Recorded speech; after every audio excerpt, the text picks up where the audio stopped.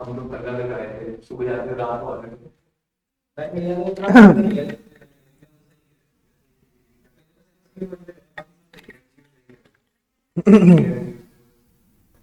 भाई चेक करें इसका फीड आ गया।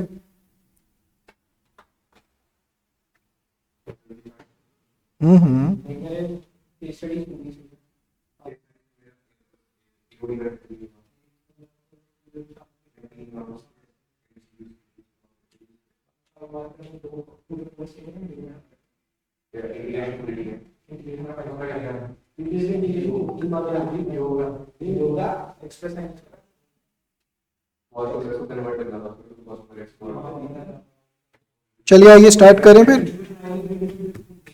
इसके अंदर लगता है मुझे मैंने एक ना लिंक चेक किया है। हाँ, एक बारी चेक करना अपने मोबाइल से खोल के, इसके ऊपर फीड शो कर रहा है।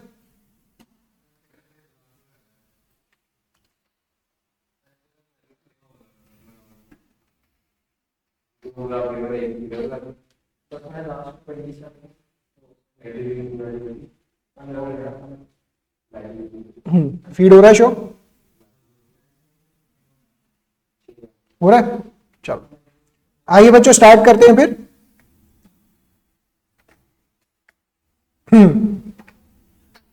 निकालिए अपने इकोनॉमिक्स के रिवीजन नोट्स।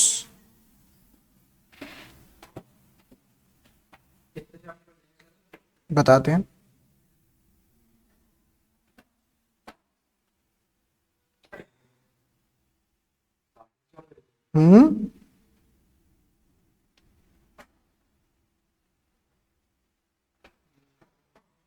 ओके, तो बच्चों ये बड़ी ध्यान से समझना कि फर्स्ट ऑफ ऑल तो आपके बाकी सारे एग्जामिनेशंस अब जैसे भी हुए हो, जो भी सिनेरियो रहा हो, अब आपका पूरा फोकस इकोनॉमिक्स पे लेकर आइए। कहने का मतलब ये है कि आपका जैसा भी परफॉर्मेंस बाकी सब्जेक्ट्स में है, जो भी एग्जाम गया हो, अभी भी आपके पास एक तो इकोनॉमिक्स बचा हुआ है, अकाउंट्स भी अभी है, ठीक है ना। तो पहले इकोनॉमिक्स पे पूरा फोकस बनाते हैं, इसके अंदर कैसा क्या क्या चीजें करनी है। तो जैसे कि अगर मैं इसका पूरा मैप बनवाऊं, तो आज 12 तारीख है और 19 तारीख को जाके हमारा पेपर है।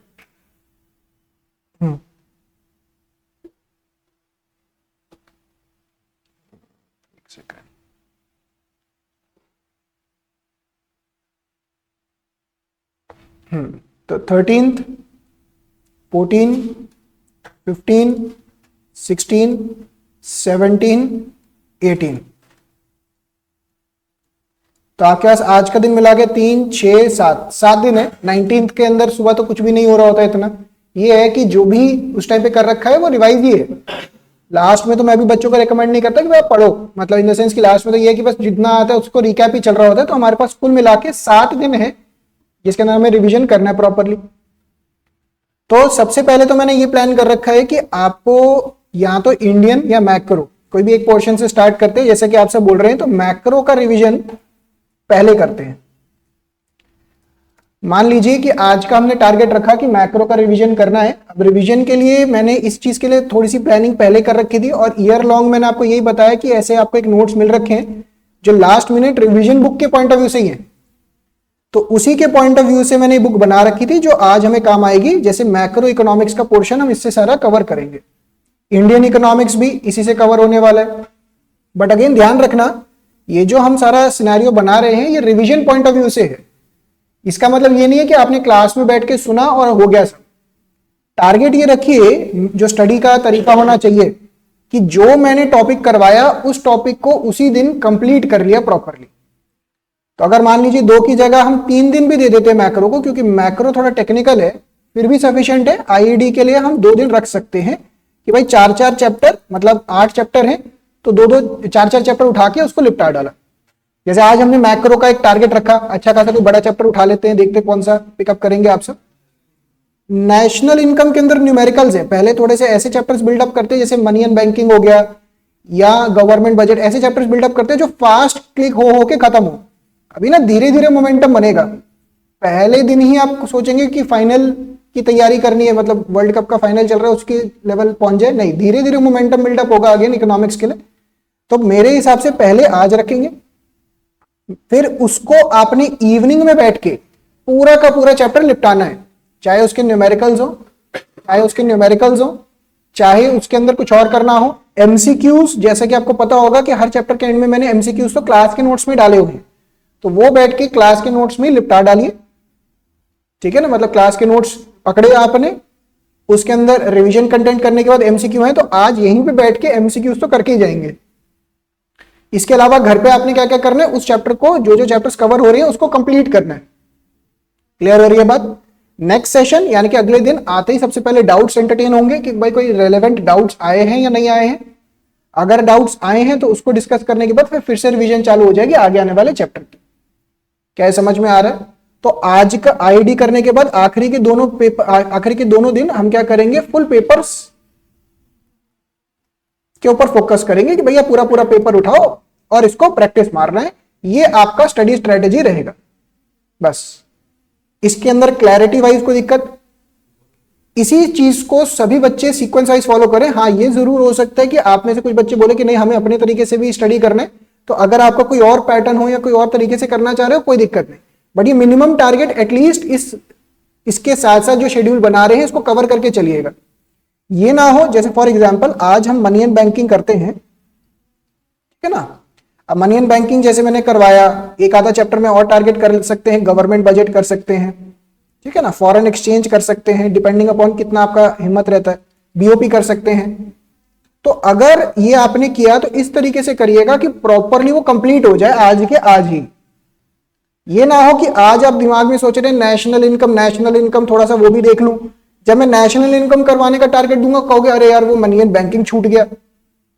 समझ रहे हैं ये बात को। तो क्लैरिटी रखिएगा दिमाग में कि ये मिनिमम टारगेट है, इसको करने के बाद कुछ और करना चाहे तो आप कर सकते हैं। इसको करने का मतलब क्या है, क्लास में स्टडी प्लस इसका एमसीक्यूज करना है प्लस इसका जो भी आपको घर पे सेल्फ स्टडी करना है। तो ये आपका पैटर्न रहने वाला है आज का। मेरे हिसाब से हमने टारगेट सेट भी कर दिया है, यही टारगेट आज का रखेंगे। किसी टाइम पे हमें लगा कि एक्स्ट्रा टाइम की रिक्वायरमेंट है या हमें लगा कि टारगेट अचीव नहीं हो पा रहा, जबरदस्ती नहीं है, हम शॉर्ट भी कर सकते हैं उसको। पूरा जरूरी नहीं है कि 100% करके ही मानेंगे। क्या यहां तक क्लैरिटी मिलती है हमें, कोई डाउट्स यहां तक। आइए इसकी शुरुआत करते हैं। चलो निकालिए बुक्स। सबसे पहले macro economics money and banking,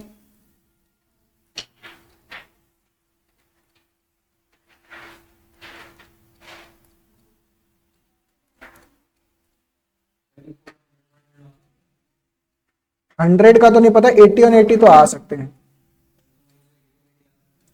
हैं, बट थोड़ी सी जो भी परफॉर्मेंस आता है देखते हैं।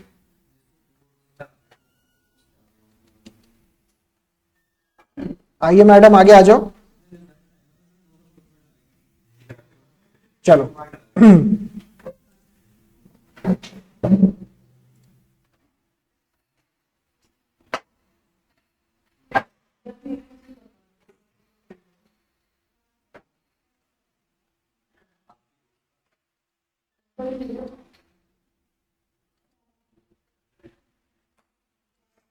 चलिए,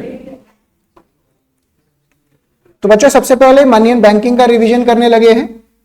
जब हम मनी एंड बैंकिंग के चैप्टर की बात करते हैं तो ये 2 यूनिट्स में डिवाइडेड है। यूनिट नंबर 5 है मनी का और यूनिट नंबर 6 है बैंकिंग का। 2 पार्ट्स में डिवाइडेड है। तो पहले मनी के चैप्टर में अगर बात करें तो मनी के चैप्टर में ज्यादा चीजें कवर करने वाली इतनी है नहीं, एक एक करके इसको डिस्कस करते हैं। सबसे पहले आता है बार्टर एक्सचेंज। जब हम बार्टर एक्सचेंज की बात करते हैं तो बच्चों बार्टर एक्सचेंज का मतलब क्या था, कोई भी पर्सन ए है और यहां पर्सन बी है, गुड्स एंड सर्विसेज के बदले में गुड्स एंड सर्विसेज को एक्सचेंज करना, इसे ही बोलते हैं बार्टर सिस्टम।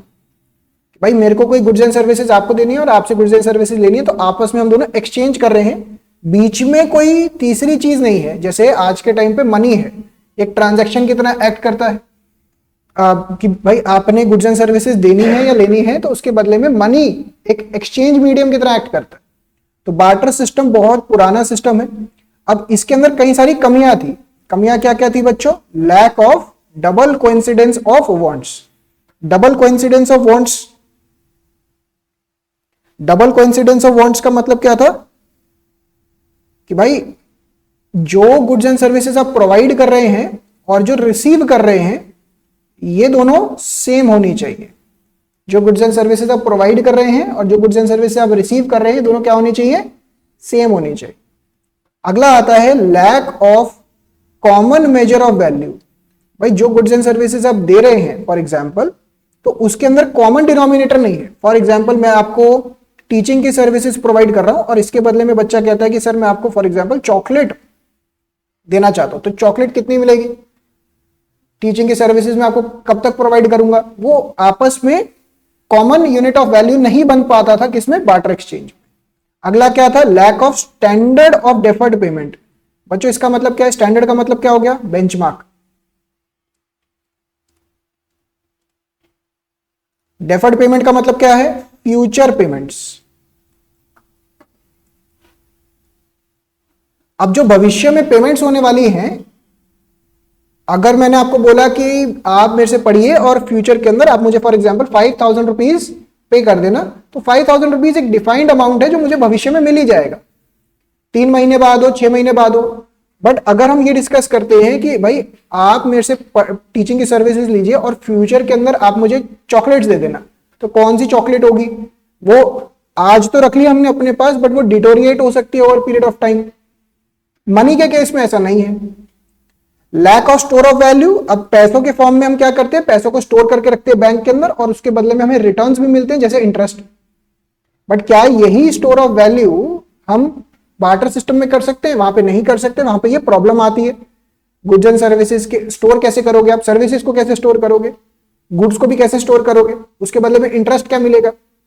तो ये सारी लिमिटेशंस थी जो अल्टीमेटली, आप इसको ऐसे भी बोल सकते हैं, जो अल्टीमेटली फंक्शंस ऑफ मनी बन जाता है। तो अगर पेपर में आता है कि भैया व्हाट इज द फंक्शन या लिमिटेशंस, ऑलमोस्ट सेम ही है, 4 पॉइंट से घूम फिर के आ रहे होते हैं। Legal definition of money. According to this definition, money is anything which has legal power to act as a medium of exchange and to discharge debt. मतलब गवर्नमेंट ने या आरबीआई ने जिस चीज को पैसा बोल दिया वही पैसा है। एग्जाम्पल मैं बच्चों को देता हूं, जब 500, 1000 के नोट थे तो डिमोनेटाइजेशन हुआ 2016 के अंदर। उससे पहले आरबीआई बोलता था कि भाई ये वाला आपका 500, 1000 का नोट लीगल टेंडर मनी है। जैसे ही उन्होंने उससे पावर हटाई, वो सिर्फ कागज का टुकड़ा रह गया। तो मनी होता क्या है? जो लीगली जिसको पावर दी जाती है। Legally money has been classified as tender money या fiat money. This money is backed by order और अथॉरिटी ऑफ द गवर्नमेंट। कागज का टुकड़ा जिसको अथॉरिटी दे दी गई है कि भैया ये पैसा कितना एक्ट करेगा, उसे बोलते हैं फिएट मनी या legal tender money. Non legal tender money या fiduciary money, it acceptance is not compulsory but is based on mutual trust such as cheques, bills of exchange. अब अच्छा, चेक्स के केस में क्या होता है? जैसे मान लीजिए किसी बच्चे ने मुझे फीस देनी है, वो कैश देता है, तो कैश लीगल टेंडर हो गया, ये सरकार उसको पावर दे रही है। बट वो चेक्स दे रहा है, बिल्स ऑफ एक्सचेंज दे रहा है, डिमांड ड्राफ्ट दे रहा है, ये गवर्नमेंट ने पावर नहीं दी है, ये banks on the behalf of customer दे रहे हैं। आप समझ पा रहे हैं ये चीज? तो ये नॉन लीगल टेंडर मनी हो गया, इसका एक और नाम फिड्यूशियरी मनी हो गया। अब यहां पे देखिए रिपीट हो रखा है, what is the primary and secondary function of money. पहला फंक्शन क्या है? Medium of exchange. आप अगर ध्यान से देखेंगे ये इस प्रॉब्लम को टैकल करता है। मीडियम ऑफ एक्सचेंज इस प्रॉब्लम को टैकल करता है, lack of double coincidence of want. अगला आता है मेजर ऑफ वैल्यू, ये इस प्रॉब्लम को टैकल करता है। वहां पे मेजरमेंट में दिक्कत आ रही थी, यहां पे मेजर कर लेते हैं मन। अच्छा, secondary function store of value, यहां पे स्टोर करने में दिक्कत आ रही थी, ये इस प्रॉब्लम को भी टैकल कर लेता है। And standard of deferred payment, future payments करने में दिक्कत आती थी, तो ये इस प्रॉब्लम को टैकल कर देता है। क्या ये चारों पॉइंट समझ में आए? तो जो चार आपकी लिमिटेशंस या प्रॉब्लम्स हैं, इन्हीं चारों का क्या है? ये फंक्शन बन जाता है मनी का। क्या ये समझ में आता है? इसके लिए डिटेल में पढ़ने की मेरे हिसाब से जरूरत नहीं, बट आइए एक बारी रीड मार ही लेते। Money as a medium of exchange means that it can be used to make payments for all transaction of goods and services. Money as a measure of value means that money works as a common denomination in which values of all goods and services are expressed. Common measurement में जाता है. Store of value, money as a store of value means that money can be used to transfer purchasing power from present to the future. आप भाई इसको store करके रख सकते हो और इसका फ्यूचर में काम आएगा. गुड्स एंड सर्विसेज को नहीं कर सकते, सर्विसेज को तो खास तौर से नहीं कर सकते. जैसे मान लीजिए मैं आपको कहता हूँ फ्यूचर में जाके मैं आपको कभी अपनी टीचिंग सर्विसेज दूंगा, तो भाई आप स्टोर करके नहीं रख सकते ना. फ्यूचर में मैं कहाँ हूं, आप कहाँ हैं. Money as a standard of deferred payment means that money acts as a standard of payment which are to be made in the future. भविष्य में पेमेंट करने में काम आएगा. Next, money is anything which is generally accepted as a medium of exchange, measure of value, store of value and standard of deferred payment. तो यहां पे भी एक डेफिनेशन ऑफ मनी है, बट लीगल डेफिनेशन ये याद रखिएगा, जो सरकार बोलती है वही पैसा है. एक ये कॉन्सेप्ट इंपॉर्टेंट है, मतलब इस पे क्वेश्चन आ जाता है मनी सप्लाई के ऊपर. Money supply refers to the total volume of money held by public, point number 1, at a particular point of time, point number 2. ये दो पॉइंट्स बड़े जरूरी हैं. अगर पेपर में आपको आता है कि what is the meaning of money supply, तो दो पॉइंट्स आपको ध्यान रखने हैं. क्या मतलब हुआ इसका दो पॉइंट्स का, आइए समझते हैं इस चीज को. जैसे बच्चों इसको ऐसे समझिए कि अगर मैं एक मैक्रो इकोनॉमी की बात करूं, तो मैक्रो इकोनॉमिक में दो तरीके के मेजर पार्टिसिपेंट्स होते हैं. एक मनी यूजर्स और एक मनी प्रोड्यूसर्स. जब मैं बात करता हूं हाउस होल्ड की, फॉर्म्स की, तो वो कहीं ना कहीं मनी यूजर्स होते हैं. जैसे पब्लिक हो गए, हम सब हो गए. और मनी प्रोड्यूसर्स कौन हो गए, आरबीआई या बैंकिंग सिस्टम.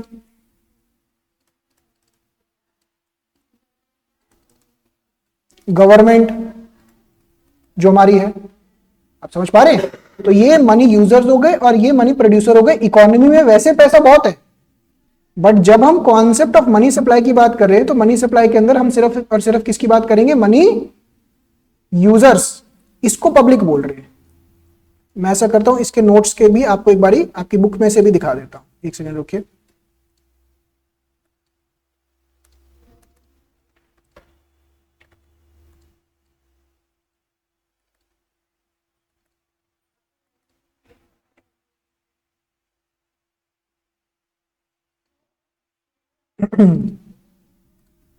जैसे देखिए ये आपकी बुक हो गई.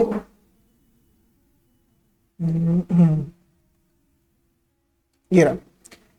तो पहला पॉइंट यहां पे क्या बात कर रहा है, it includes money held by public only. Public का मतलब यहां पे क्या हुआ, the term public signifies money using sector, that is individuals and business firms.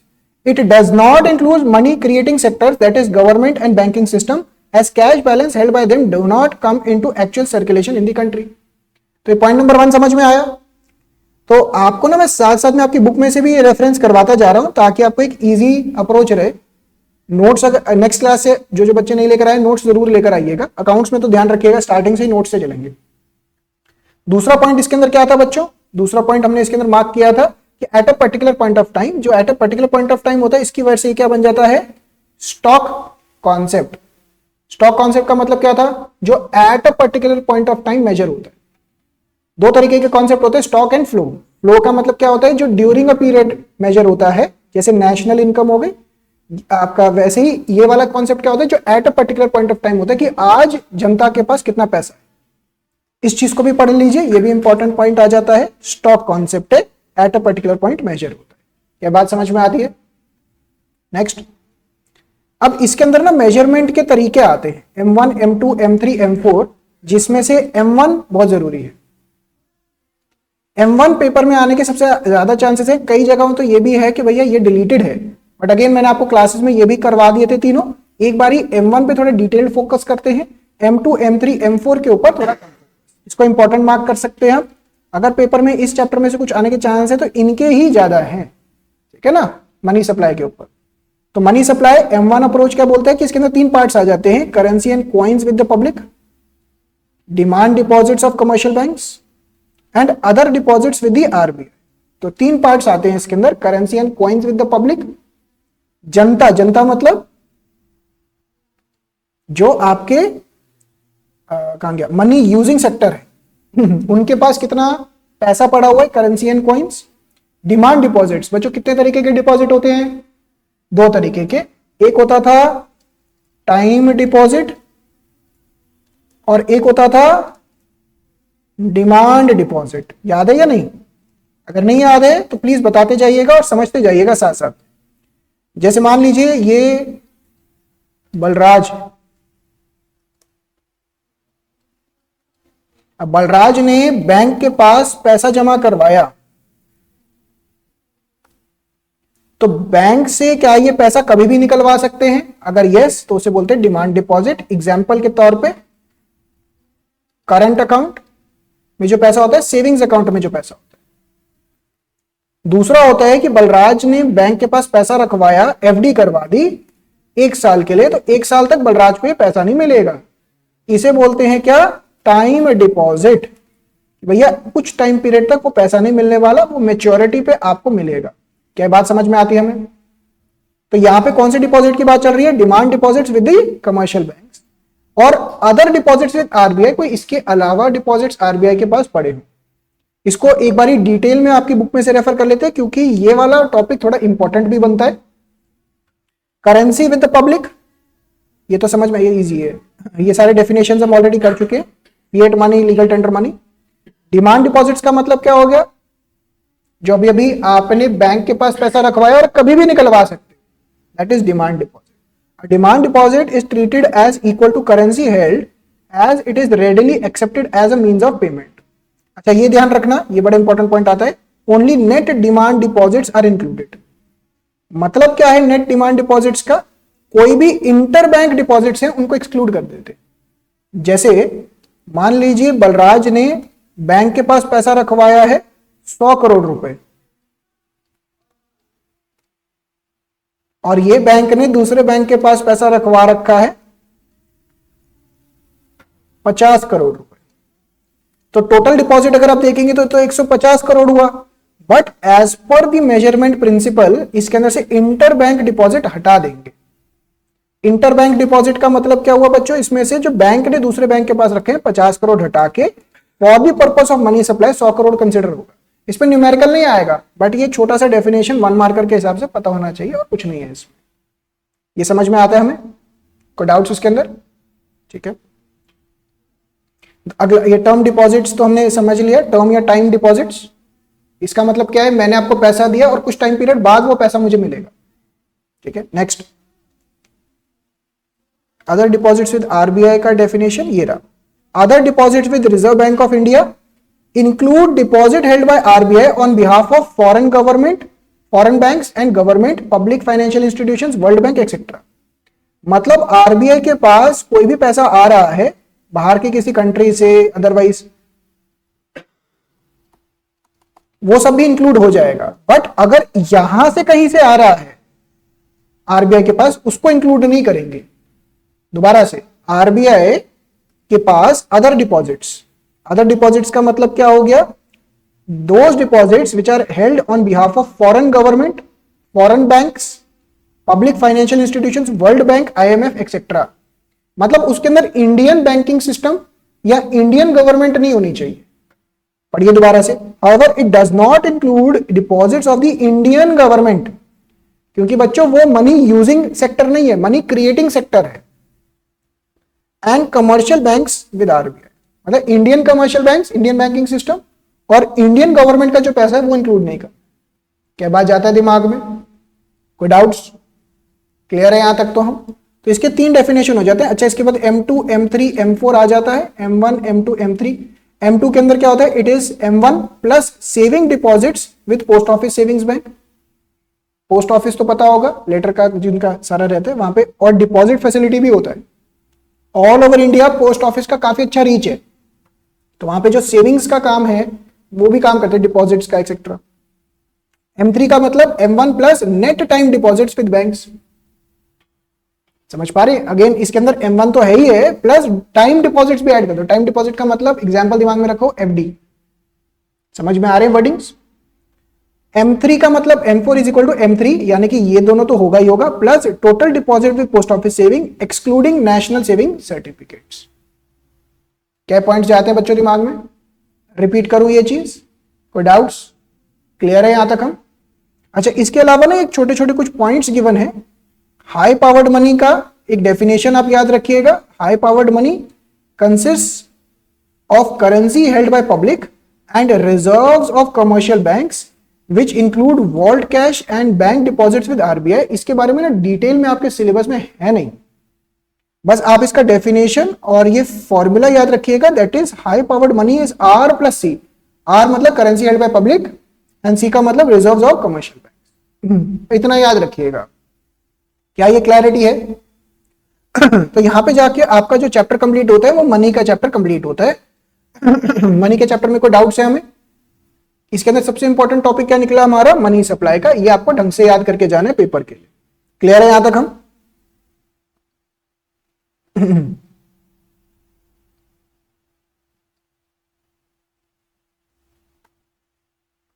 चलिए आइए इसको आगे स्टार्ट करें फिर। अगला आता है बच्चों बैंकिंग का चैप्टर।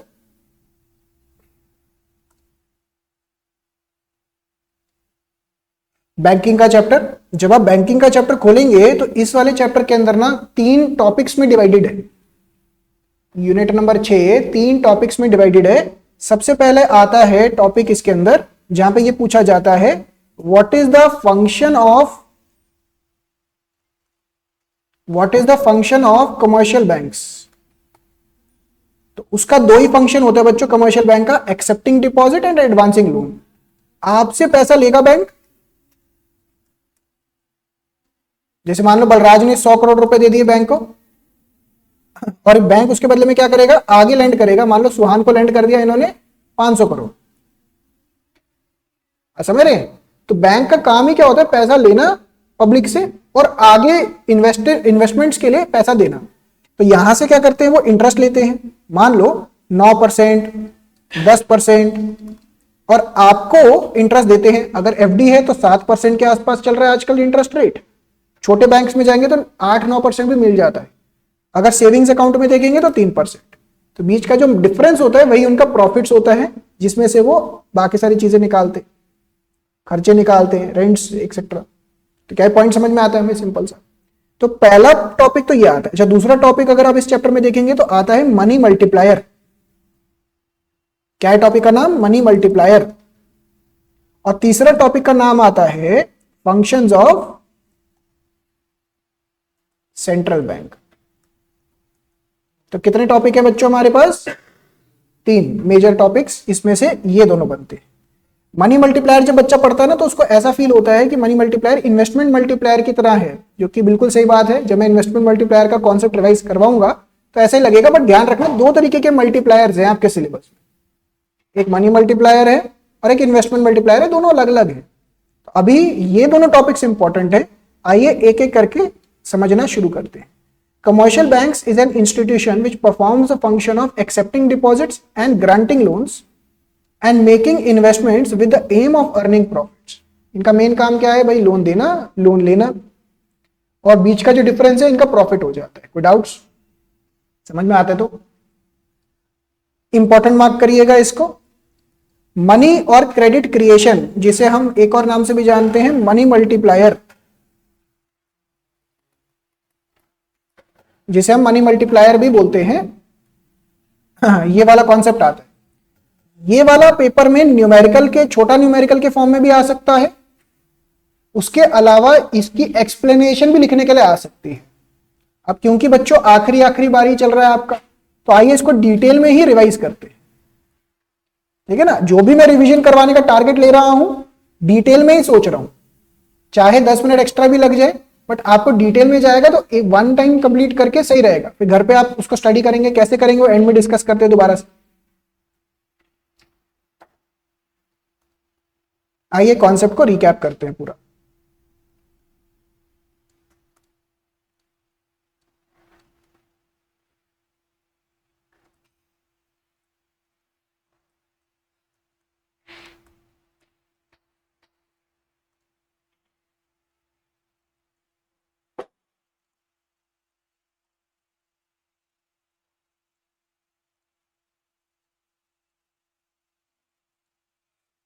आइए तो बच्चों सबसे पहले होता क्या है, जैसे मान लीजिए ये एक बैंक है और ये कौन है बच्चों, बलराज। बलराज क्या करते हैं, बैंक के पास जाते हैं, इनके पास 1,000 रुपए का नोट है। कितने का नोट है बच्चों, वो तो बैन हो गया अभी है, ये कह रहे हैं बच्चा बैन हो गए, तो 1,000 रुपए है, ठीक है ना, नोट नहीं 1,000 रुपए है। वो कैसे भी हो सकते हैं, 10-10 के नोट भी हो सकते हैं, हो सकता है 500 के 2 हो, ठीक है ना। तो 1,000 रुपए है इनके पास और ये 1,000 रुपए क्या करते हैं, बैंक के पास जाके डिपॉजिट करवाते हैं। तो नोट 1,000 रुपए का ही है, बट बैंक के पास ये जाके डिपॉजिट करवा रहे हैं। बैंक क्या करते हैं, बैंक का काम क्या था बच्चों, प्राइमरी काम क्या है, पैसा लेना और आगे लोन के तौर पे देना, काम तो उसका यही है ना। तो बैंक क्या करता है, बैंक चाहता तो यही है कि भाई मैं पूरा 1,000 रुपए का ही आगे लोन दे दूं, क्योंकि उसका मैक्सिमम बेनिफिट ही इस चीज में है। मान लो इन्होंने किसको लोन दे दिया, सुहान को, ठीक है ना। अब जब बैंक 1,000 रुपए का ये लोन अंदाजे के सेंस में दे देगा, तो प्रॉब्लम पता है क्या होती है, प्रॉब्लम ये होती है कि अगर जिस बंदे का डिपॉजिट है, बलराज बैंक के पास आ गए और बोलते हैं कि भाई मुझे मेरा पैसा वापस दो, मैंने खर्चा करना है, मैंने घूमने जाना है, समझ रहे बात को। तो प्रॉब्लम क्या आ जाएगी, प्रॉब्लम आ जाएगी कि बैंक के पास पैसा ही नहीं होगा। तो आरबीआई ने बोला कि भैया ऐसा नहीं होगा कि जितना पैसा आ रहा है, डिपॉजिट आ रहा है बैंक आपके पास, सारा लोन के तौर पे दे दो। इसका कुछ रिजर्व रखना पड़ेगा आपको, जिसको हम बोलते हैं LRR, लीगल रिजर्व रेशो। इसके वैसे 2 पार्ट्स होते हैं, CRR एंड SLR। ये रेशोज इसलिए रखे जाते हैं, ये रिजर्व इसलिए रखे जाते हैं ताकि बैंकिंग सिस्टम में लिक्विडिटी रहे। ऐसा ना हो कि पता लगे बलराज और इनके जैसे और भी डिपॉजिटर्स हैं, कहे भाई मुझे मेरा पैसा दो, वो बैंक बोले मेरे पास पैसा नहीं है, तो उससे होता क्या, बैंकिंग सिस्टम पूरा कोलैप्स हो जाता है। जैसे यस बैंक के साथ हुआ, जैसे और भी अभी रिसेंटली भी एक बैंक का नाम आया था, नाम भूल रहा हूं, तो उस केस में क्या होता है, बैंकिंग सिस्टम्स कोलैप्स हो जाते हैं, क्योंकि अल्टीमेटली पैसा घूम रहा होता है, लिक्विडिटी जब निकल जाएगी बैंकिंग सिस्टम से तो बैंकिंग सिस्टम कोलैप्स हो जाएगा। सिलिकॉन वैली में भी हुआ था, सिलिकॉन वैली यूएसए का बैंगलोर हो गया, समझ रहे हैं, तो वहां पे पूरा एक सिस्टम कोलैप्स हो गया था। तो इसे बोलते हैं LRR। तो बैंक क्या करता है, अज्यूमिंग, मैं 2 चीजें अज्यूम कर रहा हूं कि LRR मेरा 20% है, और दूसरा मैं क्या अज्यूम कर रहा हूं, मेरा इनिशियल डिपॉजिट। इनिशियल डिपॉजिट का मतलब क्या हुआ, जो बलराज के पास नोट पड़ा हुआ है वो 1,000 रुपए का है। हाँ, ये डिटेल में मैं समझा देता हूं। तो ये दोनों मैं अज्यूम कर रहा हूं। तो बैंक क्या करेगा, बैंक अपने पास ना 200 रुपए रिजर्व में रख लेगा, और जब वो सुहान को लोन देंगे तो सुहान को लोन कितने का देंगे, 800 रुपए का ही लोन दे पाएंगे, इससे ज्यादा का नहीं दे पाएंगे। 200 रुपए वो अपने पास रिजर्व के तौर पे ही रखना पड़ेगा। क्यों, क्योंकि लीगल रिक्वायरमेंट है। तो यहां पे क्या हो जाएगा, 200 रुपए रिजर्व हो गया इनिशियल स्टेज के अंदर, 1,000 रुपए का डिपॉजिट हो गया, और आगे लोन इकोनॉमी में कितना आ गया, 800 रुपए का। क्या यहां तक कोई डाउट है हमें, यहां तक समझ में आता है हमें।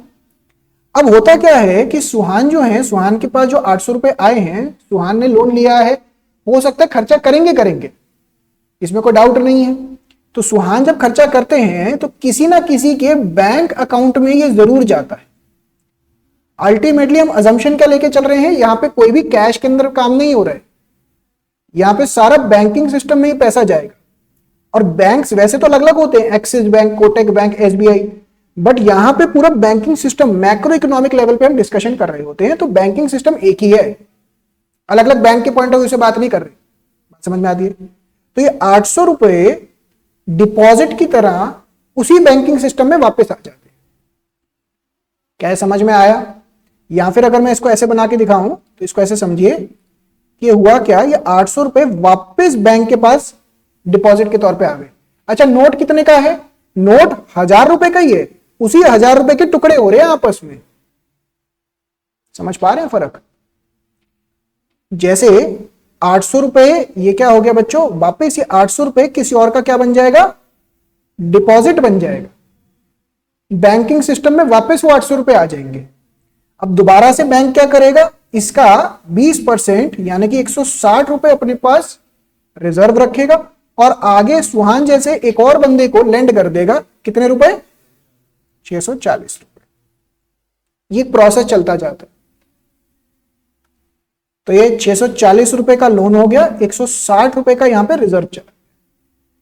ये 640 रुपए जो लोन है फिर से क्या बन जाएगा, किसी और का डिपॉजिट बन जाएगा, और ये प्रोसेस चलता चला जाता है, चलता चला जाता है। पहले यहां तक समझ में आया?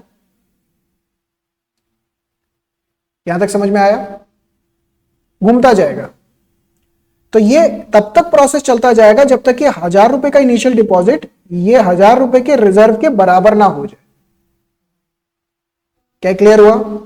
अब यहां पे ना आपको एक फॉर्मूला का ध्यान रखना है। फॉर्मूला का नाम है money multiplier which is equal to 1 divided by LRR, that is 1 divided by 20% which is equal to 5 times. अब ये मनी मल्टीप्लायर 5 टाइम्स बताता क्या है? ये मनी मल्टीप्लायर 5 टाइम्स ये बताता है कि जो आपका इनिशियल डिपॉजिट था इसको अगर आप मल्टीप्लाई कर दो मनी मल्टीप्लायर के साथ तो ये 1000 इंटू 5000 हो गया। तो ये 5000 आपका टोटल डिपॉजिट बन जाएगा। इस 5000 में से ये 1000 रुपए रिजर्व है तो 4000 रुपए क्या हो गया, लोन हो गया। क्या ये बात गया दिमाग में? कोई डाउट इसके अंदर? क्लियर है यहां तक हम? अब बच्चा कह रहा है कि सर ये पेपर में कैसे लिख, ये पूरा मनी मल्टीप्लायर है। तो पहला तो ये ध्यान रखना कि इसके अंदर ये न्यूमेरिकल टाइप का आ सकता है, जिसके लिए आपको दो फॉर्मूला ध्यान रखने हैं। Money multiplier is equal to 1 divide by LRR। LRR का मतलब लीगल रिजर्व रेशियो, और मनी क्रिएशन का मतलब टोटल डिपॉजिट कितना है इकोनॉमी में, is equal to initial deposit multiplied by 1 divide by LRR, या फिर initial deposit multiplied by money multiplier. क्या ये बात जाती है दिमाग में? अब पेपर में इसको कैसे लिखना है, इसका ना मैंने शॉर्ट में यहां पे पूरा का पूरा लिखने की कोशिश की है। अगर आपको अगेन जब रिवीजन करेंगे डिटेल वर्जन चाहिए हो तो ये बुक में लिखा हुआ है, और मैं ये बार बार बोल रहा हूं इंपॉर्टेंट है। स्पेशली इसकी वर्किंग जो है ना वो यहां से लेके यहां तक इंपॉर्टेंट है। ये वर्किंग है पूरी, और ये इसका टेबल है। इस चीज को आइए नोट से मैं पढ़वा देता हूं, जो मैंने थोड़ा कम करके मतलब कंसाइज में लिखने की कोशिश की है। Commercial banks increase the flow of money in an economy by credit creation. This process of credit creation is an outcome of its two primary functions, that is acceptance of deposit and advancements of loans. पैसा लेना पैसा देना। The banks issue loans from their cash reserves with the confidence on their historical experience that all depositors will not withdraw their funds at the same time. Very important assumption. ये assumption क्यों है बच्चों, मुझे ये बात बताओ। ये ना जब आप थोड़ा एडवांस लेवल पे जाएंगे तो आपको समझ में आएंगे और क्लैरिटी के साथ। बट अभी के लिए जैसे मान लीजिए आपने कुछ पैसा डिपॉजिट करवाया, बलराज हैं,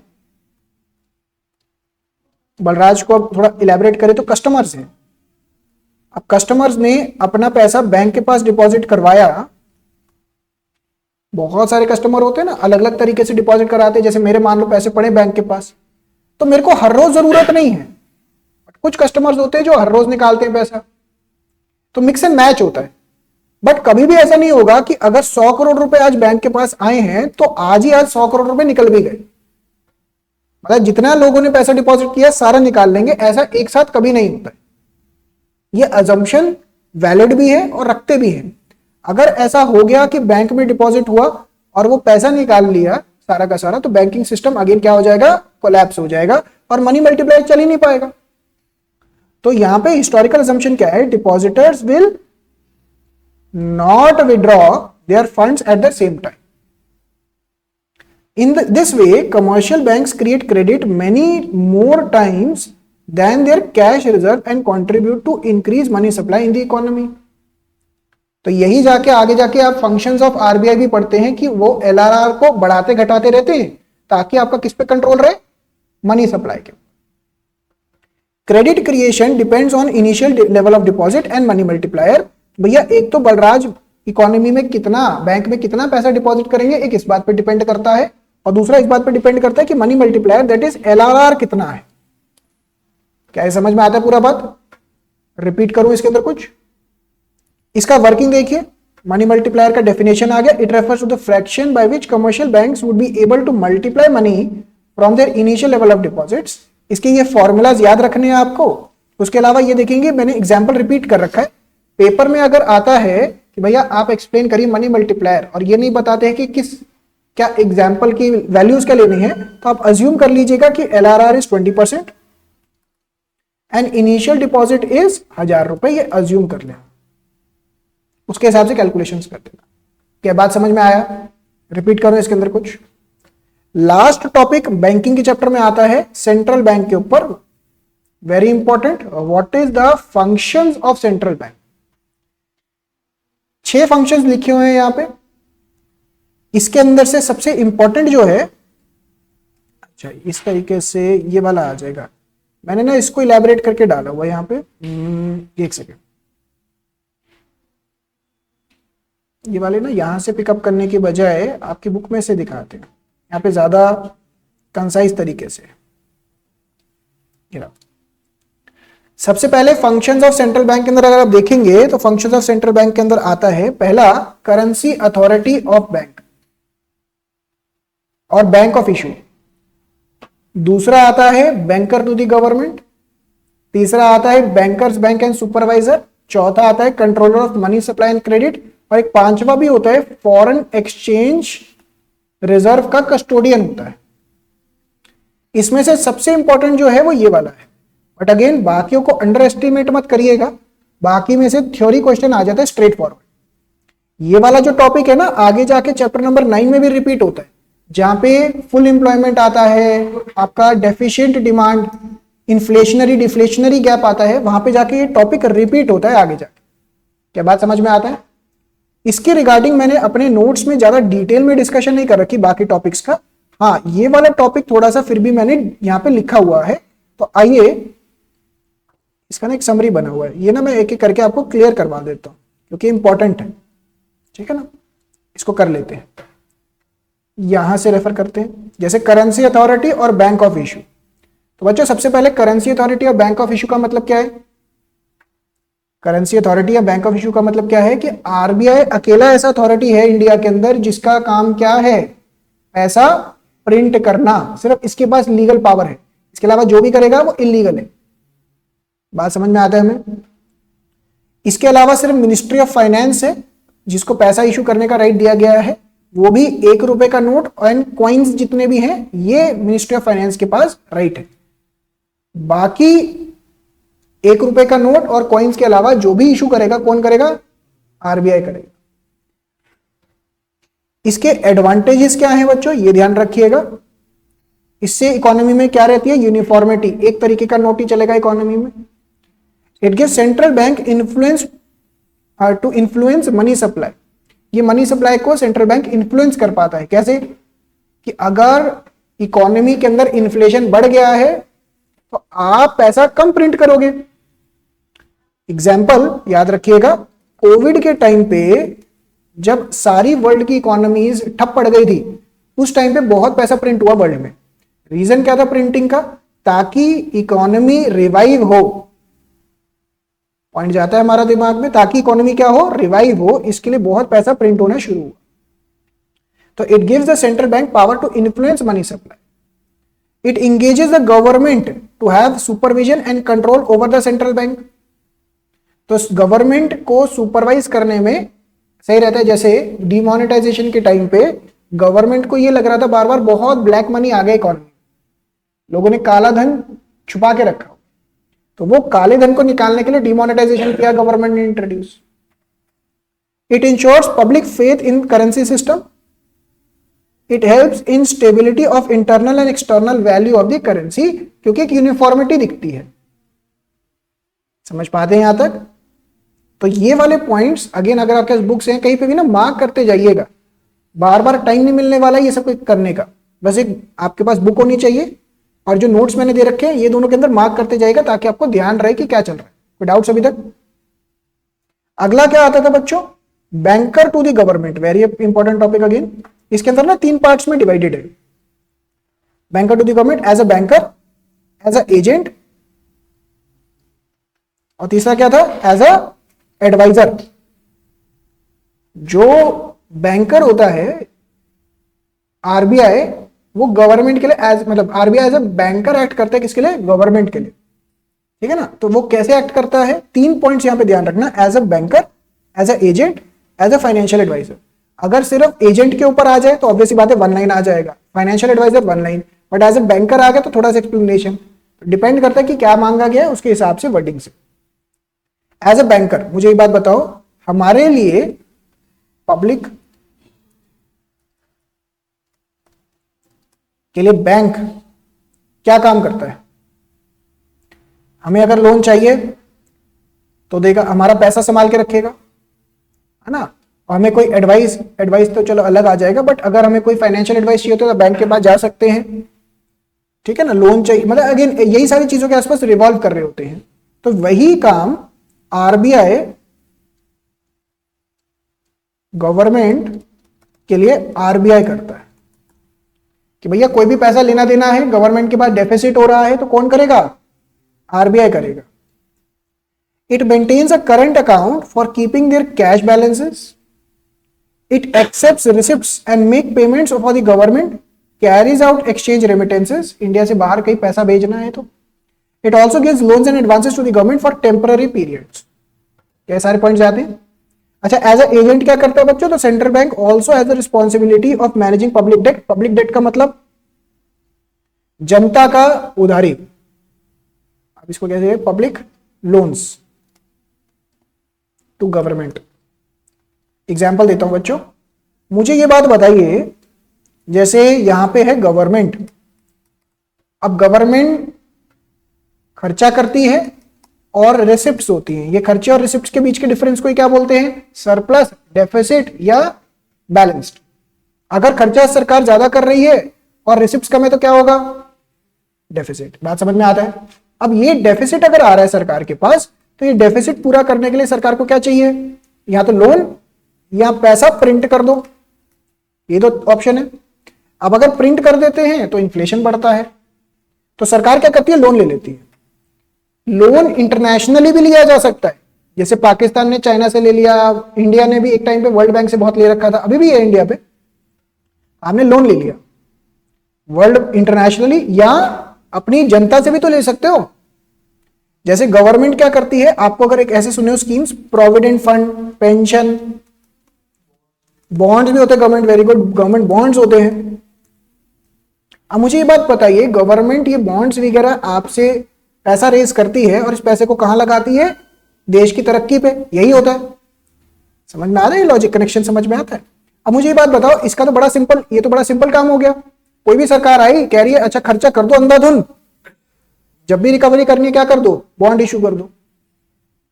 तो अगर ऐसा बहुत ज्यादा उधारी उठा लिया सरकार ने, तो रिस्क क्या हो जाएगा कि शायद वो पैसा मिले ही ना वापस। पॉइंट समझ रहे हैं? तो पब्लिक डेट, जनता से जो आपने उधारी उठा रखी है, इसकी भी मैनेजमेंट करनी पड़ती है। ऐसा नहीं कि सरकार अंधाधुन पैसा उठा ले, पैसा लौटाया ही नहीं, भाग गई सरकार, बैंक करप्ट हो गई। समझ पा रहे? इसके लिए भी कानून है अलग, वो अगर आपके सिलेबस में इतना हैवीली नहीं है। एज अ फाइनेंशियल एडवाइजर, अब टाइम टू टाइम गवर्नमेंट को कोई सलाह चाहिए तो वो उसके पास जाते हैं। जैसे डिमोनेटाइजेशन के टाइम पे इन्होंने डिमोनेटाइजेशन करने से पहले बहुत ज्यादा सोचा, आरबीआई के जो गवर्नर थे उस टाइम पे, उनसे भी एडवाइस लिया, भैया क्या करना चाहिए, करें या ना करें। पॉइंट जा रहे हैं दिमाग में? अगला तीसरा फंक्शन आता है बैंकर्स बैंक एंड सुपरवाइजर। ये बड़ा इंपॉर्टेंट है बच्चों, याद रखिएगा। अगर पेपर में आता है explain the function of bankers bank, तो इसके अंदर 3 पॉइंट्स आपको लिख के आ रहे हैं याद से। और अगर कहते हैं इसके सुपरवाइजर, तो सुपरवाइजर में ज्यादा लिखने के लिए नहीं है, बस एक छोटा सा पैराग्राफ टाइप है। अगेन 3 मार्कर का बाई चांस आ गया तो कुछ ना कुछ तो लिख के आना ही पड़ेगा, बट यहां पे इसके अंदर ज्यादा कुछ नहीं है, इसके अंदर डिटेलिंग है। कई बारी पेपर में ऐसा भी होता है, ये इंडिविजुअली भी नंबर आ जाता है, 1 नंबर का लिखो क्लियरिंग हाउस, ज्यादा दिमाग में। तो बैंकर्स बैंक, मुझे ये बात बताइए, बैंकर्स बैंक, हमें अगर पैसा चाहिए तो हम किसके पास जाते हैं? बैंक के पास। बैंक को अगर पैसा चाहिए, आरबीआई के पास। आरबीआई जो है ना ही केवल बैंक का काम करता है, बट बहुत और भी इंपॉर्टेंट करता है। जैसे 2020 के अंदर मार्च में यस बैंक एकदम बुरी हालत पे पहुंच गया था, ऐसा केस हो गया था कि अब यस बैंक बंद हो जाएगा। अब आप सोचिए, अगर प्राइवेट बैंक, ये टॉप 50 कंपनियों में था इंडिया की उस टाइम पे, अगर ये बंद हो जाता तो किसका पैसा मारा जाता? जनता का। तो उस टाइम पे मिनिस्ट्री ऑफ फाइनेंस ने इंटरफेयर किया और इसको बचाया। ऐसे और भी है, एक और बैंक का मुझे याद आ रहा है, वो था Maharashtra cooperative bank something, Punjab Maharashtra PMC, Punjab Maharashtra cooperative bank. तो जब भी ऐसा कुछ होता है, बैंक पैसा मारते हैं या स्कैम निकल के आ गया, कोई भी रीजन है पैसा नहीं प्रॉपरली आ पा रहा, तो जनता को प्रॉब्लम आती है। तो आरबीआई सिर्फ बैंकर्स बैंक का काम नहीं करता, उनको एक सुपरवाइज भी करता है। तो सुपरवाइजर का अगर टॉपिक देखेंगे, central bank regulates and controls the commercial banks. Their regulation of banks में be related to their licensing, कितनी ब्रांचेस खोलनी है, लिक्विडिटी ऑफ एसेट्स। पता लगे बैंक ने आपसे पैसा लिया और प्रॉपर्टी में लगा दिया, आपसे पैसा लिया शेयर मार्केट में लगा दिया। सोचो अगर सारे बैंक्स का पैसा शेयर मार्केट में आ जाए तो शेयर मार्केट तो कहां का कहां पहुंच जाए। एक वो देखा था ना स्कैम ऑफ 92, उसके अंदर दिखाते हैं वो बैंक का पैसा ले लेके मल्टीप्लाई करते जाते हैं, देखने में तो बड़ा अच्छा लगता है, बट जनता का पैसा सारा लगता है। Management merging, winding up etcetera. अब मर्जिंग जैसे पीछे किसका हुआ था, ओबीसी बैंक, पीएनबी और एक और बैंक था, इनका मर्जर हो गया था, आपको अगर आइडिया हो। आज के टाइम पे सिर्फ पीएनबी बैंक ही रह गया इन तीनों में से, तो इन तीनों ने मिलकर एक ही बैंक कर लिया था। The controlling exercised by periodic inspection of banks and the returns filed by them. तो इनका पेपर वर्क बहुत होता है, आपको सारी चीजें डिस्क्लोज करनी होती है। आइए एक करके ये भी पढ़ते हैं। Custodian of cash reserve. बच्चों अभी हमने क्या स्टडी किया था, एलआरआर। एलआरआर का मतलब क्या था, legal reserve ratio. Legal reserve ratio का मतलब डिपॉजिट का वो हिस्सा जो आप लोन के तौर पे आगे नहीं दे सकते, आप मतलब बैंक। इसके दो पार्ट्स होते थे, क्या बोला था मैंने, सीआरआर है। सीआरआर का मतलब cash reserve ratio. Cash reserve ratio मतलब बच्चों एलआरआर का वो हिस्सा जो रिजर्व के तौर पे किसके पास रखवाना पड़ेगा, आरबीआई के पास। तो बैंक मान लो 100 रुपए का रिजर्व है, तो इसमें से 20 रुपए आरबीआई बोलते हैं हमारे पास रखवाओ, और बाकी 80 रुपए बैंक अपने पास रखता है रिजर्व के तौर पे, उसे बोलते हैं एसएलआर। अरे तो यहां तक गया दिमाग में। अब बच्चों इसके फर्दर समझिए कि 80 रुपीज ये बताता है बैंक, आरबीआई बताता है कि किस फॉर्म में रखवाने हैं, ये आरबीआई बताएगा। उसकी गवर्नमेंट सिक्योरिटीज होती हैं जो ये बताता है कि भैया इस हिसाब से आपको अपने पास रखना है। अच्छा सीआरआर ये कैश के लिक्विड फॉर्म में होता है, गोल्ड कैश इस फॉर्म में प्योरली रखवाया जाता है। तो आरबीआई बताएगा कि किस फॉर्म में मेरे पास सीआरआर रखवाओ, और वो सीआरआर की जिम्मेदारी, देखरेख की जिम्मेदारी किसकी है, आरबीआई की। Hence the name custodian of cash reserve. Commercial banks are required to keep a certain portion of their deposits known as cash reserve ratio with a central bank. Central bank acts as custodian of cash reserve. Definition भी समझ में आना चाहिए और as a function भी। कोई doubts? Lender of last resort, अगर bank के पास पैसा चाहिए अर्जेंटली और पैसा नहीं है तो वो किसके पास जाएगा पैसा बोरो करने के लिए, आरबीआई के पास। क्या बात समझ में आता है?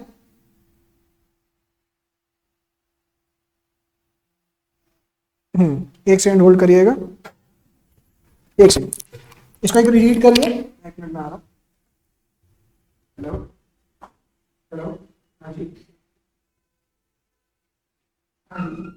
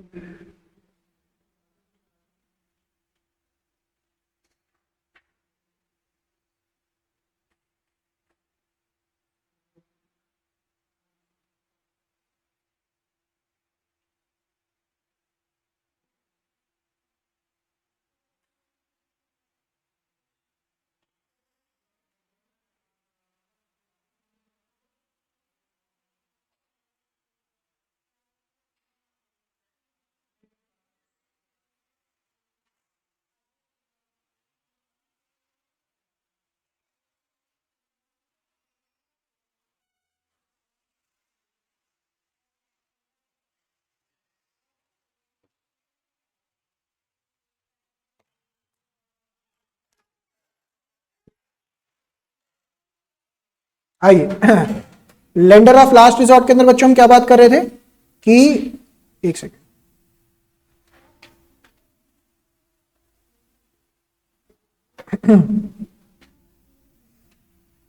आइए लेंडर ऑफ लास्ट रिजॉर्ट के अंदर हम क्या बात कर रहे थे कि अगर बैंक के पास कहीं से भी पैसा नहीं आ पा रहा है तो किससे मांग सकता है, आरबीआई से। When commercial banks fail to meet their financial requirements from other sources, that is, in case of financial emergency, they approach the central bank to give loans and advances as lender of last resort. Point जाता है दिमाग में। Next, clearing house. अब clearing house का मतलब क्या हुआ बच्चों, आरबीआई क्या करता है ये समझिए, एक ना सिस्टम बना हुआ है। अब डे टू डे के अंदर क्या होता है कि बहुत सारे बैंक्स हैं, मान लो बैंक 1 है, बैंक 2 है, बैंक 3 है, बैंक 4 है, बैंक 5 है, बैंक 6 है। अब तो आप समझते होंगे कि भाई ट्रांजैक्शंस मल्टीपल्स ऑफ करोड़ के अंदर हो रही होती है। इसने इसको देना है, इससे पैसा लेना है, इसको देना है, इससे पैसा लेना है, कोई किधर जा रही है ट्रांजैक्शन, कोई किधर जा रही है, आप समझ रहे हो। तो ये पूरा नेटवर्क बहुत कॉम्प्लेक्स होता है। जैसे आपको पता होगा कि आपने चेक डाला तो 2 दिन में वो जाके क्लियर होता है। क्लियर का मतलब ही क्या है कि वो जाएगा, चेकिंग करेगा कि भैया साइन वाइन मैच हो रहे नहीं हो रहे, फिर आपके बैंक का बैलेंस या तो कहीं ट्रांसफर करेगा या कहीं और से आपके पास आएगा। तो ये बैंक्स ना एवरी डे आपस में ट्रांजैक्शंस को सेटल करते हैं। भाई मैंने आपको कितना पैसा देना है, आपसे कितना पैसा लेना है, ये एवरी डे होता है। पॉइंट जा रहा है यहां पे दिमाग में। अब कभी कभार क्या होता है कि कुछ ट्रांजैक्शंस में डिस्प्यूट आ गया, कभी कोई दिक्कत आ गई, तो इनको आरबीआई सेटल करता है। ये सारा क्लियरिंग हाउस ना इलेक्ट्रॉनिक फॉर्म में होता है। ऐसा नहीं होता कि बैंक्स शाम को मिलेंगे आपस में फिजिकली और फिर सेटल करेंगे, इलेक्ट्रॉनिक होता है। तो क्लियरिंग हाउस का यहां पे यही मतलब निकल के आता है, a central bank holds the cash reserve of all commercial banks, it becomes easier and more convenient for it to act as the clearing house. All commercial banks have their accounts with central bank. Therefore, central bank can easily settle claims of various commercial banks against each other. आपस में जो लेना देना है ये आराम से settle कर लेंगे। क्या बात जाता है दिमाग में, कोई डाउट्स इन फंक्शंस के अंदर। नेक्स्ट, ये वाला फंक्शन बहुत इंपॉर्टेंट है, इसको भी डिटेल में डिस्कस करते हैं। एक आखिरी छोटा सा फंक्शन और है, यहां पे मैंने नोट्स में भी डाला होगा।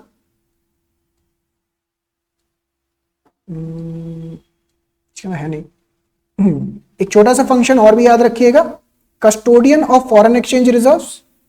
कस्टोडियन ऑफ फॉरेक्स रिजर्व का मतलब क्या हुआ, बाहर की जो international currency, US dollar, pound, Euros, इसका सबका देख रेख का जिम्मा किसके सर पे है, आरबीआई के पास। ये फॉरेक्स के चैप्टर में भी आप पढ़ते हैं। एग्जाम्पल के तौर पे आप में से कुछ बच्चे अगर हो सकता है बाहर कहीं घूमने जाएं या आफ्टर 12th या आफ्टर कभी मतलब बाहर कभी पढ़ने जाएं, तो आपको ना बाहर पेमेंट करना पड़ेगा। तो आपने अपने बैंक को बोला कि भाई साहब ऐसे ऐसे ये इतने डॉलर इस यूनिवर्सिटी को भिजवा दो, ठीक है ना। तो ये जो भी बाहर की करेंसी जानी होती है, इसके लिए पहले आपको आरबीआई से अप्रूवल लेना पड़ेगा। मतलब बैंक आपको बोलेगा भाई इसका एक सिस्टम है, आप फॉर्म भर के देंगे तो आरबीआई के पास जाएगा, वो अप्रूव करेगा, तब हम इसको बाहर भेजेंगे। तो जितना भी फॉरेन करेंसी का देखरेख का जिम्मा है किसके सर पे है, आरबीआई के सर पे है, वो आरबीआई ध्यान रखता है। पहले तो फिक्स्ड एक्सचेंज रेट सिस्टम होता था, आप समझ रहे हैं fixed exchange rate system, forex के चैप्टर में हम पढ़ेंगे। फिक्स्ड एक्सचेंज रेट सिस्टम में क्या होता था, ये प्रॉब्लम आता था कि आरबीआई को बहुत ज्यादा फॉरेन एक्सचेंज रिजर्व रखना पड़ता था। पॉइंट जा रहे हैं दिमाग में। तो it helps the bank in stabilising external value of currency, it helps in pursuing a coordinated policy towards balance of payment situation of the country। balance of payment क्या है, पढ़ेंगे, उसको भी रिवाइज करेंगे।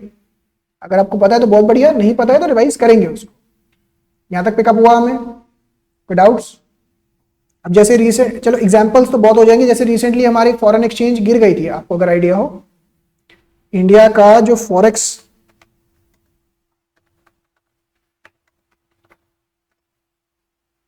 जैसे ये देखिए रिसेंटली ही एक साल में, मैं इसको मंथ कर दूं तो हमारा करेंसी ना यहाँ पे बहुत ज्यादा गिर गया था, 88 टच करने वाला था, ये देख रहे हैं 88, तो 88 टच करने वाला था।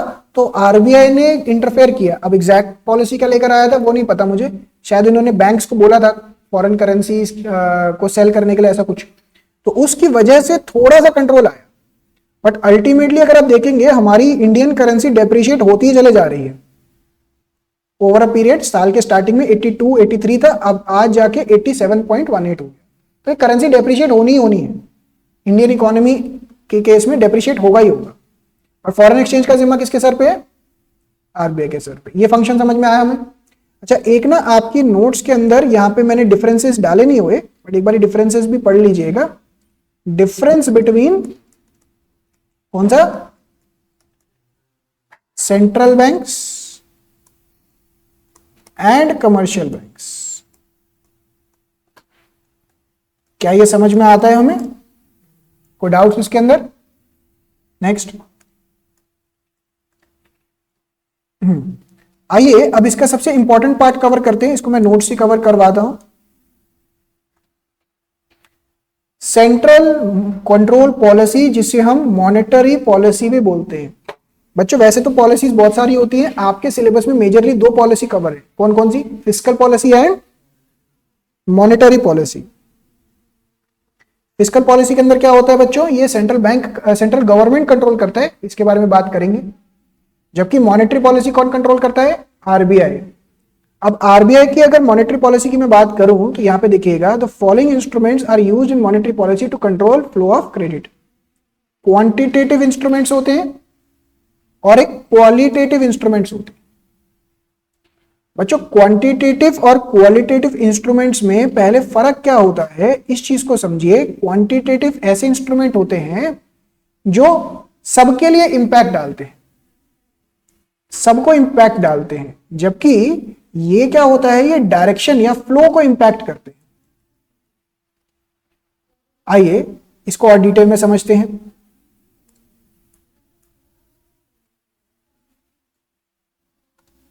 यहां पे मेंशन नहीं है, एक सेकंड, ये रहा।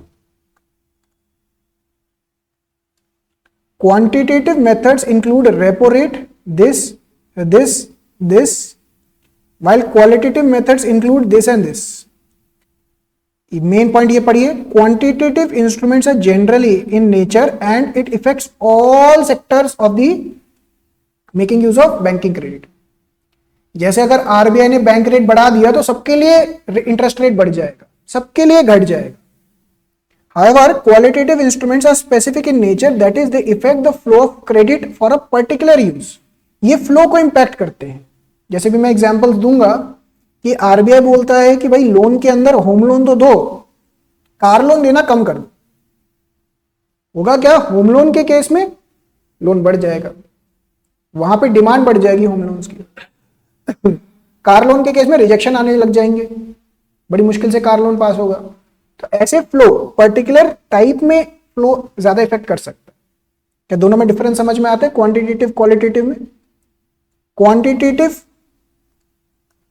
Controls are design to regulate the total volume, another major difference, ये टोटल को इंपैक्ट करता है। Qualitative are design to regulate the direction of control.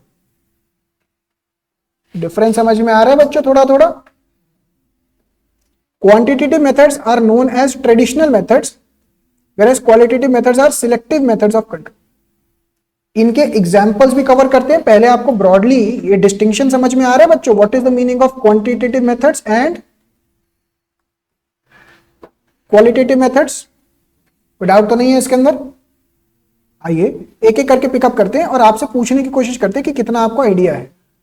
सबसे पहले बैंक रेट पॉलिसी, जिसे हम बैंक रेट भी बोलते हैं। कोई बच्चा ट्राई कर सके?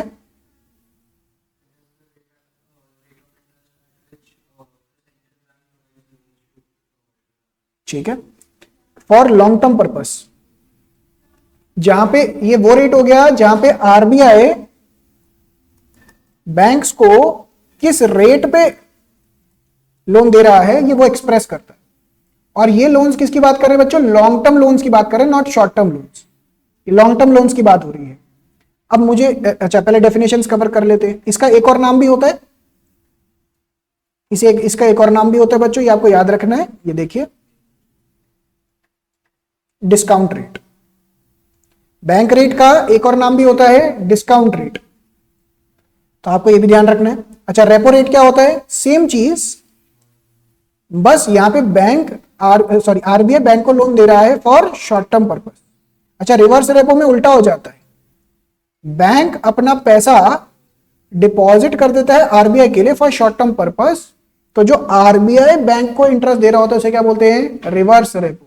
दोबारा से, मैं आरबीआई, आप बैंक, मैंने आपको लोन दिया फॉर लॉन्ग टर्म पर्पस, तो जो आप मुझे इंटरेस्ट देंगे दैट इज बैंक रेट।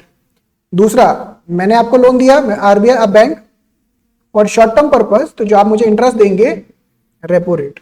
मैं आरबीआई, आप बैंक, आपने अपना पैसा मेरे पास डिपॉजिट किया और मैं जो उसके बदले में आपको इंटरेस्ट दूंगा रिवर्स रेपो रेट। और जो मुझे ये बात बताइए, आप यानी कि बैंक आरबीआई के पास पैसा क्यों डिपॉजिट करवाएंगे? क्योंकि सबसे सेफ है। किसी भी कंट्री का आरबीआई या सेंट्रल बैंक ही फेल हो गया, वो खत्म है, फिर तो कंट्री चलाने लायक ही नहीं है फिर तो। नेक्स्ट एक आता है open market operation. Open market operation में क्या होता है, जो भी गवर्नमेंट की सिक्योरिटीज होती हैं, ट्रेजरी बिल्स एक्सेट्रा, उसकी सेल परचेज। अगला आता है cash reserve ratio, statutory liquidity ratio, इसको हम एलआरआर भी बोल सकते हैं। कैश रिजर्व अभी हमने डिस्कस किया, वो डिपॉजिट जो आपको किसके पास रखवाना है, सेंट्रल बैंक के पास। एसएलआर का मतलब वो डिपॉजिट जो आपको किसके पास रखना है, अपने पास ही रखना है, कमर्शियल बैंक को अपने पास ही रखना। तो यहां तक बच्चों हमें ये पॉलिसीज समझ में आती हैं। क्या क्या पॉलिसीज है, repo rate, bank rate, reverse repo, open market operation, LRR. इन सब की सबसे पहले तो पेपर में आता है कि मेजर बताओ कैसे ठीक करेंगे। सबसे पहले डेफिनेशन लिखनी है आपने, फिर इनका इस्तेमाल कैसे होगा। इनका इस्तेमाल कैसे होगा, आइए हल्का सा ओवरव्यू देता हूं। जैसे मान लीजिए एक इकोनॉमी के अंदर बहुत पैसा हो गया है, जब इकोनॉमी में पैसा बढ़ जाएगा तो उसकी वजह से क्या जनरेट होगा, इन्फ्लेशन जनरेट होगा। ये चैप्टर 9 में हम रिकैप करेंगे। जब महंगाई बहुत ज्यादा बढ़ जाएगी, जब इन्फ्लेशन बहुत ज्यादा बढ़ जाएगा, तो आरबीआई क्या क्या स्टेप ले सकता है, बैंक रेट बढ़ा देगा, repo rate, reverse repo rate बढ़ा देगा, ये भी बढ़ा देगा, सीआरआर एसएलआर इंक्रीज कर देगा। ओपन मार्केट ऑपरेशन में बोलो बच्चों, सेल कर देगा सिक्योरिटीज। सेल करेगा तो उनके पास पैसा आ जाएगा, लिक्विडिटी निकल जाएगा मार्केट में से। ये समझ में आता है। इसी का उल्टा, अगर मार्केट में डिफ्लेशन चल रहा है तो इसका उल्टा हो, ऐसा करेंगे। इसको चैप्टर नंबर 9 में और डिटेल में ले जाएंगे, बट फिलहाल के लिए मुझे बात बताइए, सारी डेफिनेशंस जाता है हमारे दिमाग में, डेफिनेशंस में कोई दिक्कत तो नहीं, क्लियर है यहां तक हम? ठीक है। नेक्स्ट अगले आते हैं बच्चों क्वालिटेटिव मेजर्स। इसके अंदर मार्जिन रिक्वायरमेंट। बच्चों मार्जिन का मतलब क्या होता है, आपने आरबीआई के पास या बैंक के पास, आरबीआई छोड़ो, बैंक के पास कोई सिक्योरिटी रखा 1 करोड़ रुपए का, 1 करोड़ रुपए का प्रॉपर्टी रखवाया, उसके बदले में आरबीआई आपको कितने का लोन दे रहा है, बैंक कितने का लोन दे रहा है, 60 लाख रुपए का। तो 40 लाख रुपए उन्होंने क्या रख लिया, मार्जिन ऑफ सेफ्टी। इसे बोलते हैं मार्जिन रिक्वायरमेंट। क्या दिमाग में जा रही है बात, समझ में आता है? अगर ये मार्जिन बढ़ा देंगे तो लोग लोन कम लेंगे, अगर ये मार्जिन कम कर देंगे लोग लोन ज्यादा लेंगे। रैशनिंग ऑफ क्रेडिट या सिलेक्टिव क्रेडिट कंट्रोल, इसे क्रेडिट रैशनिंग भी बोलते हैं बच्चों। क्रेडिट रैशनिंग का मतलब उधार देने से पहले भेदभाव, इनको पसंद आ गए दे दिया लोन, ये पसंद नहीं आए लोन नहीं दिया। इतना भी भेदभाव नहीं, बट ऐसे टाइप का कि बहुत ज्यादा सिलेक्टिव हो जाइए कि इस इंडस्ट्री में लोन दीजिए, इस इंडस्ट्री में लोन ना दीजिए, ऐसे टाइप का सिलेक्शन करके दिखाइए। मार्जिन दोबारा से समझा दे, कोई भी डाउट हो बच्चों दोबारा से बताते जाइएगा, अभी करवाई देते हैं इसको, ये वाला रिपीट कर देते हैं। क्रेडिट रैशनिंग समझ में आता है? क्रेडिट रैशनिंग का मतलब क्या हो, भेदभाव। मॉरल सुएजन, मॉरल सुएजन मतलब समझाना। जैसे आरबीआई बैंक्स को समझा सकती है कि भैया ये इकोनॉमिक सिचुएशन चल रही है, आप इसके हिसाब से ये एक्शन लीजिए। जाते पॉइंट दिमाग में, क्लियर होता है ये? मार्जिन रिक्वायरमेंट बच्चा कह रहे दोबारा से समझा दो, आइए इसको समझते हैं। मान लीजिए आपको बैंक से लोन चाहिए,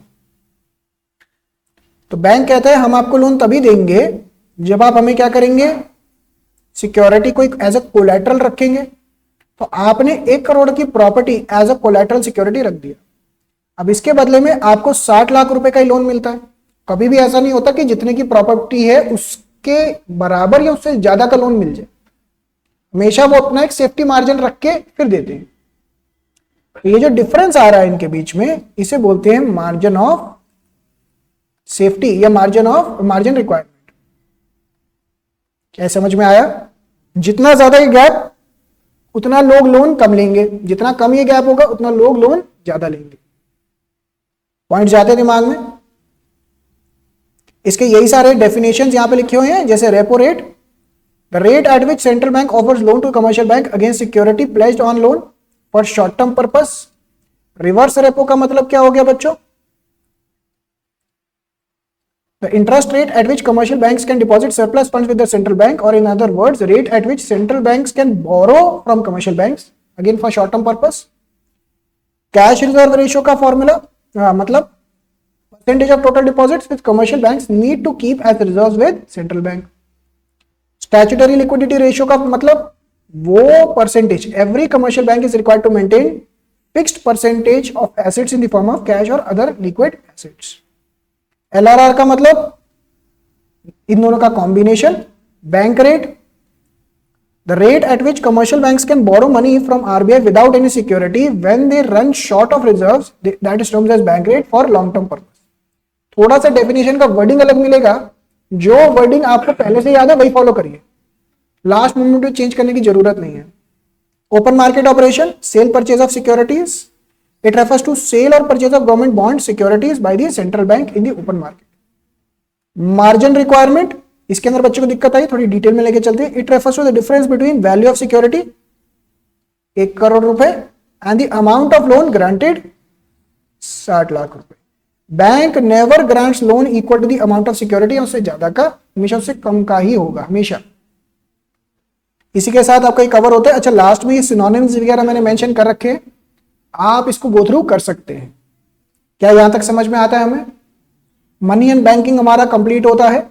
अभी आप बैठ के क्या करेंगे, पहले मनी एंड बैंकिंग के ये सारे एमसीक्यूज करेंगे अभी, फिर उसके बाद हम आगे बढ़ेंगे। एमसीक्यूज के क्वेश्चंस यहां पे सारे हैं, उसके बाद यहां पे इसके आंसर्स भी गिवन है। अगेन लास्ट टाइम चल रहा है तो इसको आप कर लीजिए। बुक्स है हमारे पास, कितनी है आपके पास? है नहीं है आपके पास? बलराज है, लेकर आए ना आपके पास? आपके पास देख लेते हैं, अभी मैं करवाता हूं। हाँ, अगेन बच्चों ये ध्यान रखिएगा, हम प्लानिंग कुछ इस डायरेक्शन में ही करेंगे। मनी एंड बैंकिंग हो गया है, अभी गवर्नमेंट बजट, बीओपी देखते हैं कौन सा कवर करना है। बट पहले टारगेट समझिएगा, आपको घर पे किस तरीके से करना है। आपने एवरीडे, मैंने प्लान यही कर रखा है कि एवरीडे मैं आपकी क्लास रखूं। सुबह आपने पढ़ाई करी, सुबह पढ़ाई करने के बाद उसके एमसीक्यू सॉल्व कर लेंगे। आज हमें एक आइडिया लग जाएगा कि किस तरीके से करना है। क्लास में रिवीजन किया, एमसीक्यू किया, फिर उसके बाद आप शाम को सेल्फ स्टडी करो, उन चैप्टर्स को निपटाओ बढ़िया तरीके से। कोई भी दिक्कत आ रही है उसको निपटाना है। उसको करने के बाद अगले दिन आएंगे, सबसे पहले डाउट्स लेंगे, डाउट्स को डिसाइड करेंगे कि कौन से चैप्टर्स में क्या डाउट्स है, और फिर डिसाइड करेंगे कि क्या करना है। जैसे अगले दिन का वैसे तो मैक्रो बोल रहे हैं, अगर हमें लगा कि नहीं मैक्रो की जगह पहले आईडी कर ले, स्प्लिट कर ले आईडी, तो आईडी कर लेंगे।